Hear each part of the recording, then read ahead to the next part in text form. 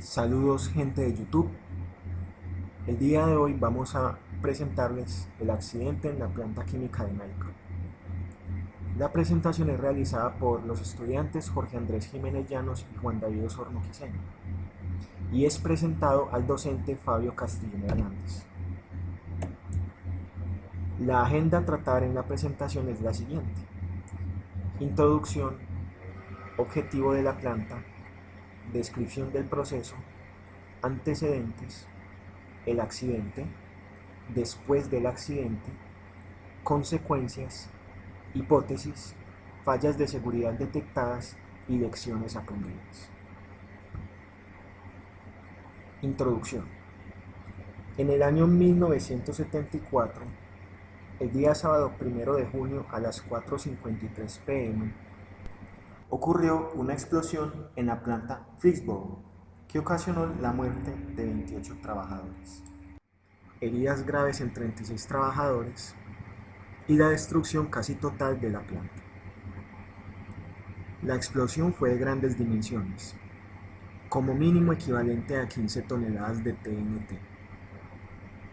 En los alrededores de la planta, 1.821 casas y 167 tiendas y fábricas sufrieron daños en mayor o menor grado. Es posible que el accidente hubiese cobrado más víctimas, si en lugar de un fin de semana hubiese ocurrido en algún otro día. La compañía Nitro tenía una de sus sedes en la localidad de Flixborough, Reino Unido. La planta se construyó en el año 1938 y hacía parte de un complejo para la manufactura de nylon. En el proceso se usaba la hidrogenación de fenol para producir caprolactamo. Sin embargo, en el año 1972 se implementó una nueva unidad que aumentaría la producción a 70.000 toneladas por año. Se conocía que el nuevo proceso era más peligroso que el anterior. Además, la producción anual fue solo de 47.000 toneladas de caprolactamo, menor de lo que se esperaba. El proceso consistía en la producción de caprolactama a partir de la oxidación del ciclohexano. En la zona de reacción se encontraban 6 reactores en serie, cada uno con aproximadamente 20 toneladas. En ellos, el ciclohexano se oxidaba a ciclohexanona y ciclohexanol por inyección de aire y en presencia de un catalizador. La temperatura era de 155 grados centígrados y la presión de 8,8 kilogramos sobre centímetro cuadrado.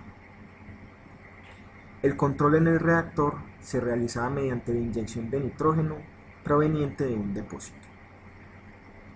Luego de la reacción, la mezcla ciclohexanona y ciclohexanol se separaba del ciclohexano en una torre de destilación. El ciclohexano se recirculaba del reactor para aumentar la producción y los demás se llevaban a otras secciones para la conversión a caprolactamo. Algunos días previos al accidente, se observó una grieta de 2 metros en el reactor número 5, debido a un problema de corrosión por la inyección de nitrógeno.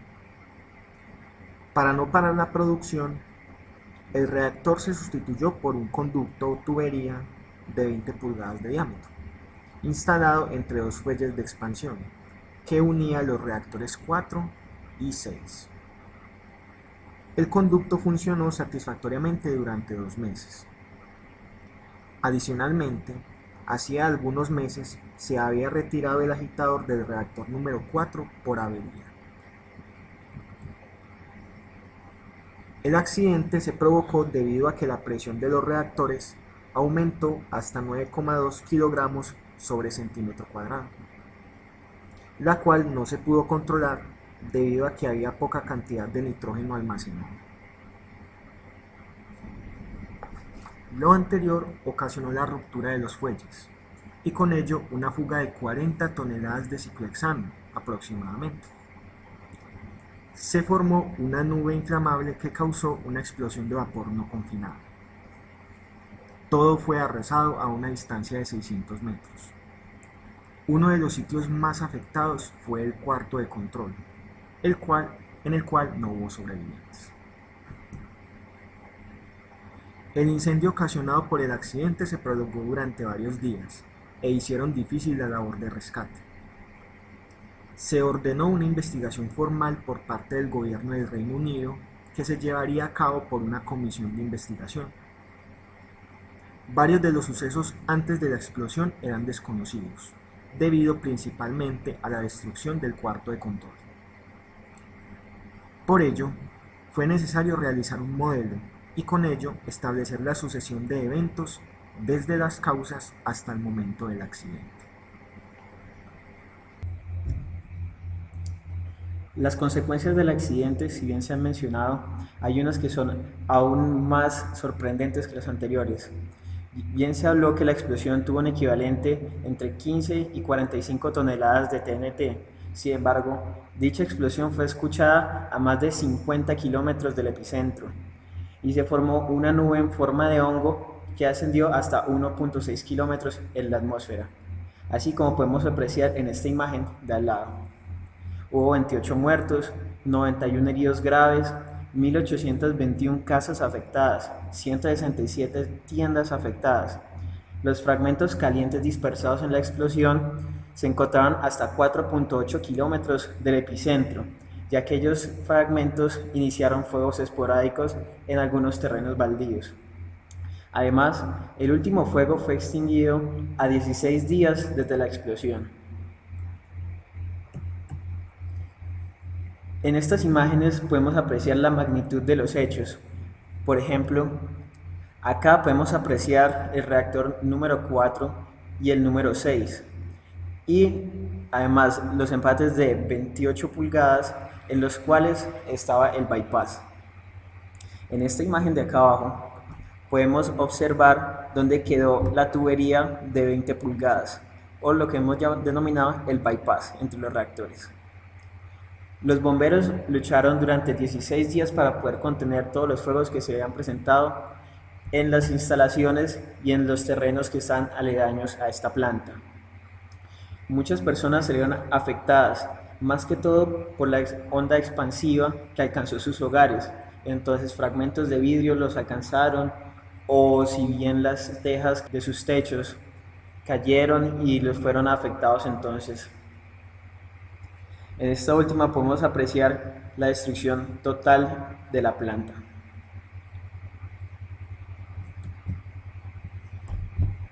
Las hipótesis del accidente han sido varias, sin embargo, en el informe oficial presentado solamente días después de la explosión, se presentan las tres principales. La primera de ellas es la teoría de la tubería de 20 pulgadas. Esta se fundamenta en que el bypass que conectaba los reactores 4 y 6 tuvo un exceso de presión. Entonces, este se dio y liberó entonces toda la carga de ciclo hexano a la atmósfera, que formó la nube explosiva. La secuencia de hechos de la ruptura de esta tubería se presentan en esta imagen. Entonces, los reactores estaban cargados. Cuando comenzó el flujo de aire, nitrógeno, estos vaciaron el líquido que tenía en la tubería. Sin embargo, comenzó a haber una alta presión debido a esta caída que presentaba el bypass. Esto hizo que comenzara a haber vibraciones de los cuales no se habían realizado cálculos para poder amortiguarlas. Hubo una ruptura de la tubería en uno de los empates, causando que este se doblara y luego, debido a que ya había quedado descompensada la carga de fuerzas, entonces todo fue una reacción en cadena hasta que se liberara totalmente el empate de 20 pulgadas y quedaron los reactores totalmente expuestos, liberando entonces el material explosivo.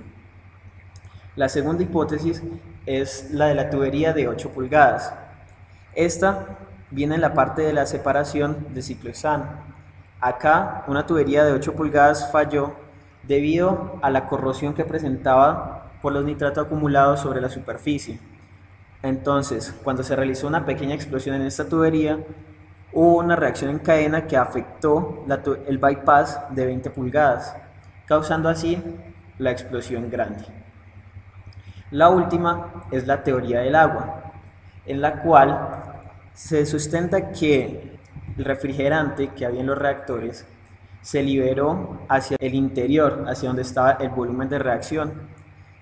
Se formó entonces así un azeótropo entre el reactivo y el agua. Cuando comenzó entonces el proceso de arranque de la planta, hubo un aumento repentino en la presión y a la vez a la temperatura. Esto generó entonces el exceso de presión sobre la tubería de 20 pulgadas, causando así su ruptura y la posterior explosión. En este accidente hubo varias fallas de seguridad que fueron detectadas. Por ejemplo, la inexistencia de un proyecto de modificación, ya que después de la explosión solamente se encontró un pequeño tablero con ciertos cálculos básicos a tiza sobre las modificaciones que se iban a realizar en el bypass. Además, hubo una existencia de los cálculos de resistencia a los materiales y sobre todo se violaron muchas normas de seguridad. Hubo falta de un ingeniero de diseño, falta de personal en temas de seguridad, no había un plan claro de la gestión de calidad ni tampoco de seguridad en la empresa. Además, es evidente que esta modificación se realizó para tener encima la producción sobre la seguridad. Y por último, hubo una falta de rigor total en el diseño y en el control de los cambios realizados. De las lecciones aprendidas de este accidente, se resalta que es necesario los controles públicos a las instalaciones que presenten riesgos graves a la sociedad, para así evitar que en caso de un accidente se vean afectada la población en las inmediaciones. Además, se debe tener en cuenta la localización de los establecimientos que presenten riesgos graves, para así, de manera similar a la anotación anterior, se presenten menos consecuencias a las poblaciones o a todo lo que se encuentre alrededor de estas plantas. Se necesita una correcta notificación de las sustancias peligrosas, ya que en el accidente de Flixborough, si bien la planta tenía reportada una cantidad de material, no tenía su volumen total, no tenía reportado cuáles eran los riesgos que podía tener, y entonces así hubo un exceso de confianza. Además, se requirió normativas para sistemas y depósitos presurizados, porque si bien solamente se contaba con las normas básicas cuando se trabajaba con equipos de compresión industriales, no se tenían plantas en las cuales estuvieran evaluados el riesgo total de estos dispositivos. Además, se requieren sistemas de gestión de seguridad y dar prioridad a la seguridad sobre la producción. Por último, se requiere el uso de prácticas y códigos de diseño adecuados para realizar cualquier tipo de modificaciones y así minimizar lo más posible todos los riesgos. Finalmente, se concluye que el accidente de Flixborough ocurrió debido a fallas sistemáticas que pudieron haber sido predichas. La catástrofe se hubiera prevenido si se hubieran realizado los procesos rigurosos de diseño y control. Además, se debe aprender de las fallas pasadas para entonces cambiar la mentalidad de las personas cuando se hacen diseños, cuando se trabajan con plantas, para así tener muy claro que se tener muy por encima la seguridad a la producción. Se presentan algunas referencias consultadas y a todos ustedes, gente de YouTube, muchísimas gracias.